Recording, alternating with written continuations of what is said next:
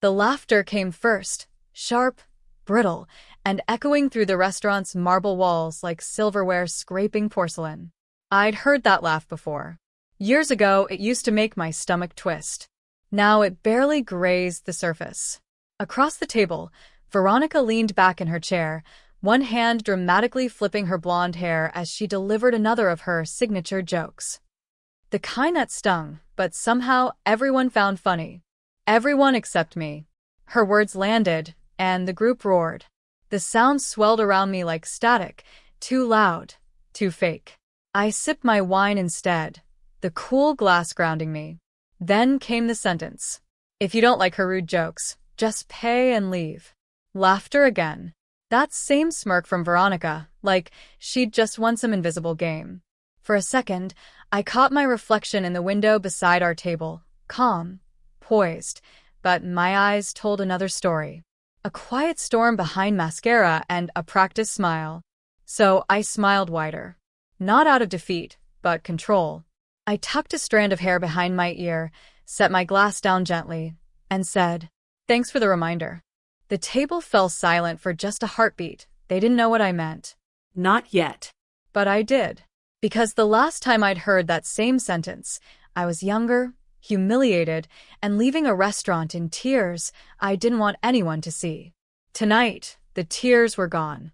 Tonight, they would finally understand who they were laughing at, and who they shouldn't have. 5 years earlier, I couldn't even afford the kind of restaurant we were sitting in tonight. Back then, I was just the quiet girl at the marketing firm, the one who stayed late fixing other people's mistakes and still got her name left out of presentations. That's where I first met Veronica. She was charming, loud, and mean in the kind of way people mistake for confidence. She'd roll her eyes when I spoke, mimic my voice behind my back, and call it just teasing. Everyone laughed along. Even the boss. It started small, comments about my clothes, my thrift store heels, my small-town accent. But one night, during a company dinner, she crossed the line. She joked about how I was too sensitive to survive in real business, and when I quietly excused myself from the table, someone muttered, "If you don't like her rude jokes, just pay and leave." The table laughed, and I did exactly that. I paid for my meal, walked out and kept walking, past the parking lot, past the glass doors, into the cold night air that stung like truth. I cried all the way home. Not because of them, but because I finally realized I didn't belong there. Not in that office. Not in that version of myself that let people shrink me. When I got home, my grandmother, June Brooks, was sitting on the porch with her tea. She didn't ask why I was crying.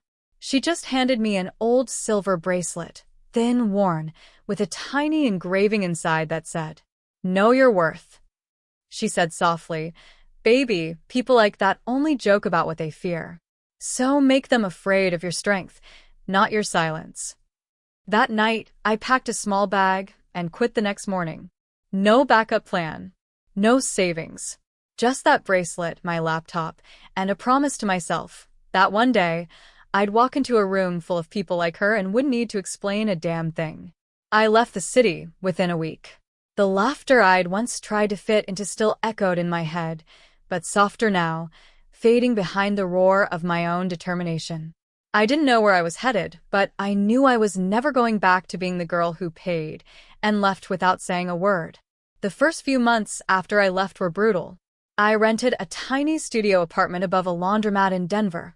One window, one creaky bed, and a desk that wobbled if I breathed too hard. The city felt too big for me, but maybe that's why I came. I wanted to feel small on my own terms. I spent mornings sending out resumes, afternoons learning everything I could about digital marketing, and nights working at a local cafe. The silver bracelet never left my wrist. Every time I thought about quitting, I'd trace my thumb over the engraved words, "Know your worth." One night, while closing up the cafe, I met Evelyn Hart, a woman in her late 40s with sharp eyes and a kind smile. She was the owner of a small but growing interior design firm, and after I helped her fix a marketing ad that wasn't performing, she looked at me like she saw something no one else had.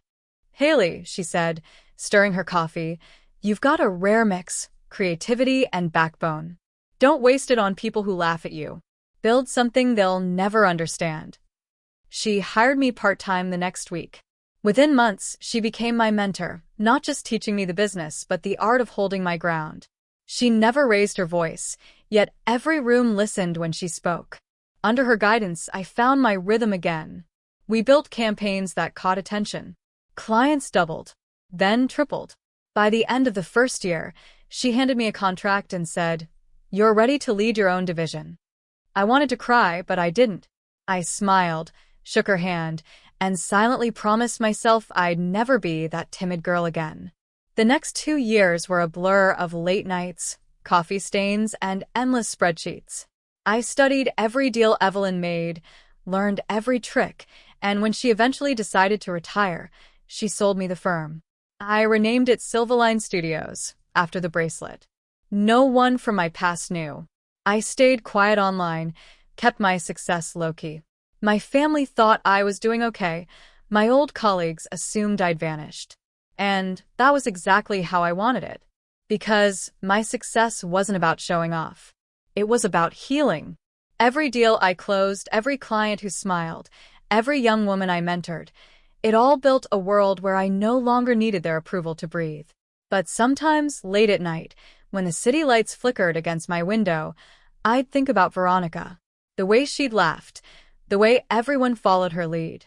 And somewhere deep inside, I'd whisper to that younger version of myself, "They'll see one day, Haley." Not for revenge, but for realization. That day came sooner than I expected. It started with an invitation. The gold embossed card had arrived in the mail one morning, slipped between contracts and invoices at my office. The name on it stopped me cold, Veronica Lane. It was for a networking dinner celebrating women in business leadership. The irony almost made me laugh. For a few minutes, I considered tossing it in the trash. But something inside me, not anger, but a sense of closure, told me to go. Not to prove anything, just to see. That's how I ended up in that glossy downtown restaurant, the same one where I'd once been humiliated. Different night, same scent of expensive perfume and shallow laughter. I arrived early. My heels clicked against the marble floor as I entered. My assistant, Mia, had reserved a table under my company's name, Silverline Studios. I watched heads turn when I gave it to the host. And then I saw her. Veronica was still radiant, still loud, still surrounded by people who orbited her like she was the sun. Time hadn't humbled her, it had only made her sharper. When our eyes met, her smile faltered for half a second, just enough for me to notice. "Haley Brooks," she said, rising from her seat with mock surprise. "Wow, I almost didn't recognize you. You look different." "I should," I said, offering a polite nod. "It's been 5 years." We sat. She launched into stories about her thriving PR agency, her travels, her latest brand collaborations. Everyone laughed at her jokes, even when they weren't funny. It was almost nostalgic. Then came the line, "If you don't like her rude jokes, just pay and leave." Someone at the table said it playfully after Veronica made a snide remark about people who think being self-employed makes them CEOs. Everyone laughed again. Everyone except me. I took a slow sip of wine, the same way I had 5 years ago. Only this time my hands didn't shake. I set the glass down carefully, leaned back, and smiled. "Thanks for the reminder," I said softly. Veronica blinked. Reminder of what? I met her eyes, calm and steady. Of how far I've come since I last heard those words. A ripple of confusion crossed the table. Someone asked, "Wait, you two work together, right?" I nodded. For a little while. Before I started my own firm. "Oh, what kind of firm?" another woman asked. I turned slightly, gesturing toward the event banner on the far wall. "Silverline Studios," I said. "I'm the owner." And also, I let my gaze settle on Veronica, the lead sponsor of tonight's event. Silence. You could have heard the clink of a single fork. Veronica's smile faltered completely this time. "You're the sponsor?" I tilted my head. "Yes. And I'm also one of the judges for the Women's Entrepreneurship Awards tonight." The air shifted. Admiration, shock, maybe even guilt. The people who once laughed with her now looked at me differently. The laughter had turned to whispers. I didn't need to gloat.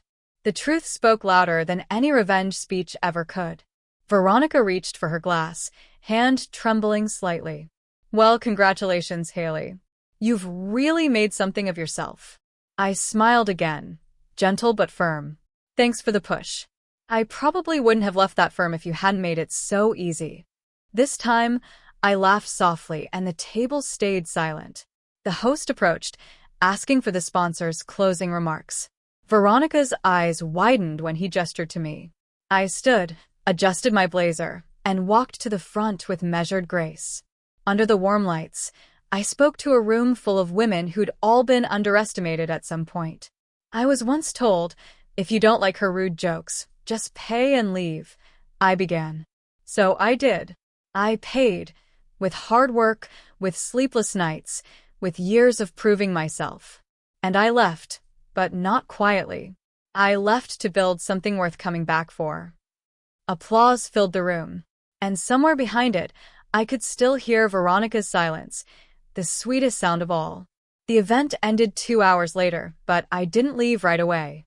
The applause still echoed faintly in my head as I stood by the restaurant's balcony, city lights stretching endlessly beneath me. Behind me, the sound of hesitant heels approached. Haley? I turned. Veronica stood there, arms crossed, confidence slipping through the cracks in her voice.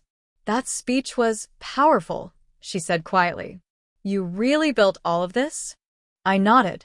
Every bit of it. She exhaled, half a laugh, half disbelief. I guess I didn't realize how much I underestimated you. No, I said softly. You didn't underestimate me, Veronica. You just never looked close enough to see who I really was. She shifted awkwardly, looking out over the balcony rail. Listen, I actually wanted to ask. I knew that tone. The cautious one. The same tone people use when pride collides with need. She wanted something. Go ahead, I said. My agency's not doing great. We lost a few major clients this quarter. I was wondering if maybe, she paused, swallowing her pride. If Silverline could collaborate. Maybe a small partnership. I know your team's doing incredible work. I studied her for a moment. The woman who once mocked me for dreaming too big was now asking for help. I didn't gloat. I didn't need to. Instead, I smiled. The same calm, practiced smile I'd worn all evening. I'm open to partnerships, I said slowly. But I have conditions. She frowned. Conditions? Yes. I turned toward her fully. I don't do business with people who don't respect their teams. If we collaborate, I want to see your company culture change. Inclusivity training, fair promotion practices, and mentorship programs for women in junior roles. Her mouth opened slightly. That's a lot. I raised an eyebrow. So, is rebuilding a reputation? For a long moment, neither of us spoke. Then she nodded, voice softer now. Okay, I'll do it. I smiled, not because I'd won, but because I could finally see something shift behind her eyes. Humility. Later that week, she signed the collaboration contract. I included one final clause. Silverline would oversee the mentorship initiative, and I personally chose the women who'd be mentored. One of them was Lila, a 23-year-old designer from a small town who reminded me painfully of myself. Quiet, talented, unsure of her worth. When I told her she'd be working under both agencies, she burst into tears. That's when I realized something important. This wasn't about payback. It was about creating spaces where women like me didn't have to survive rude jokes to be taken seriously. Weeks passed, and I watched Veronica really try. She sat through workshops, asked for feedback, even apologized to her staff publicly. It wasn't perfect, but it was real. People can change. Sometimes, they just need someone to hold up a mirror. One evening, as I packed up my laptop, she sent me a text that simply read, "Thank you for not walking away this time." I smiled to myself, turning the bracelet on my wrist. No, I thought. Thank you for finally learning what that sentence really means. The city felt different that night. Quieter, maybe. Or maybe I was. I drove home with the windows cracked open, letting the cool air tangle through my hair as the skyline shimmered behind me. For years, I dreamed of a night like this. Not the applause, not the recognition, but the peace. The soft, unshakable peace of knowing I'd become the woman I needed back then. When I reached my apartment, I slipped off my heels and walked barefoot through the silence. My office lights glowed faintly from the corner, where the original Silverline Studios contract hung framed on the wall, the first one Evelyn and I signed together. Right beside it sat a small wooden box. Inside lay the silver bracelet. The engraving had faded a little, but the words still shimmered under the lamplight. Know your worth. I hadn't taken it off much over the years, but lately I'd started keeping it here, a quiet reminder rather than armor. I held it in my hand and thought of everything it had carried me through. The tears outside that restaurant, the nights I doubted myself, the long hours when coffee was my only companion. And then I thought of Veronica, of how even she had started to change. Slowly but truly. My grandmother once said, "Strength isn't in proving them wrong, Haley. It's in living so right that they start to question themselves." She was right, because in the end, this wasn't a story about revenge. It was about return, about walking back into the places that once broke you and realizing they no longer have that power. I fastened the bracelet around my wrist again, almost like closing a circle. On my desk sat a thank you card from Lila, the young designer I'd chosen to mentor.